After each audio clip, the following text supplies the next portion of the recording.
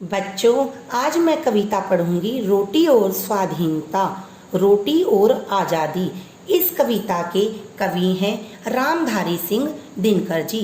रामधारी सिंह दिनकर जी कहते हैं कि आज़ादी तो मिल गई मगर यह गौरव कहाँ जुगाएगा, मर भूखे इस घबराह में तू बेचने तो खा जाएगा।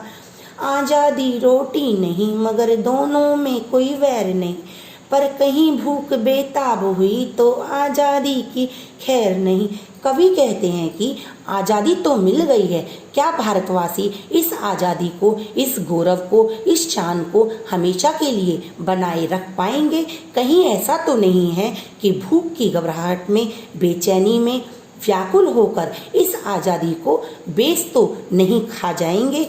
आज़ादी रोटी नहीं है, आज़ादी रोटी नहीं, और ना ही आज़ादी और रोटी में कोई वैर है, लड़ाई है, झगड़ा है, पर कहीं भूख की बेताबी में, बेचैनी में हम इसकी आज़ादी को खो ना बैठें।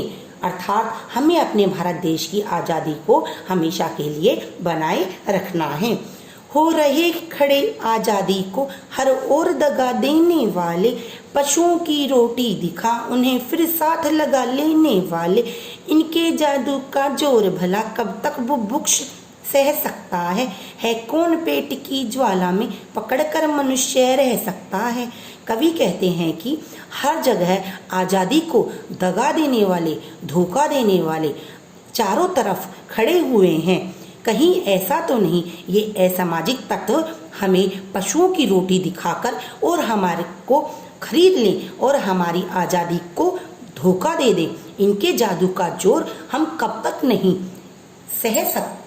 सह पाएंगे?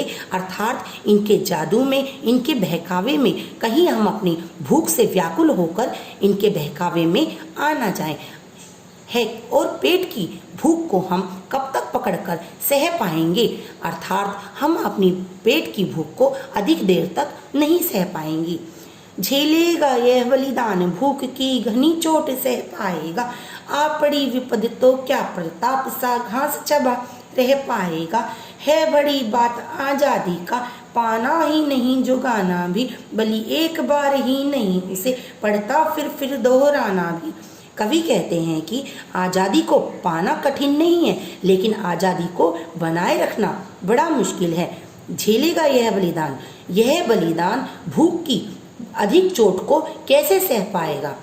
अगर हम पर महाराणा प्रताप जैसी विपत्ति या मुसीबत पड़ी तो क्या हम भी महाराणा प्रताप की तरह घास की रोटियों को बनाकर खा पाएंगे? बड़ी बात आज़ादी को पाना नहीं है, उसको हमेशा के लिए बनाए रखना है। इसके लिए आज़ादी को बनाए रखने के लिए क्या हम हर बार अपनी बलि दे पाएंगे? क्योंकि आज़ादी को बनाए रखने के लिए इतिहास को बार बार दोहराना पड़ता है और दोहराया जाता है, तभी हम अपनी आज़ादी को बनाए रख सकते हैं। आप सभी इस कविता को पढ़ेंगे और याद करेंगे।